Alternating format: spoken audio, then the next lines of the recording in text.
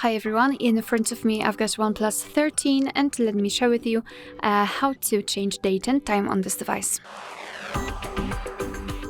So let's start with opening the settings, and here in this list we have to scroll down to the very bottom to find system and update. And then let's tap on date and time. And as you can see here, we've got some options which are currently inactive. It is because we are using the automatic option.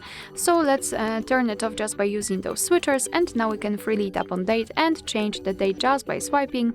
The same situation with the time, just by swiping, and it will be immediately applied. Here we've got the time zone. So we can choose it from the list, just find it and tap on it, for example this one, and as you can see it will be immediately applied. Here you can also use dual clocks, which means that your device will display two different clocks with totally different times, and the first one from the place of your usual residence, and another one from the place of your choice. So it's up to you, of course. And the time format, we can change it from 12-hour format to 24-hour one, just tap on the option like to use. So this is basically how it works. Of course, if you want, you can go back to all previous settings, so the automatic options, just by using those two switchers right here.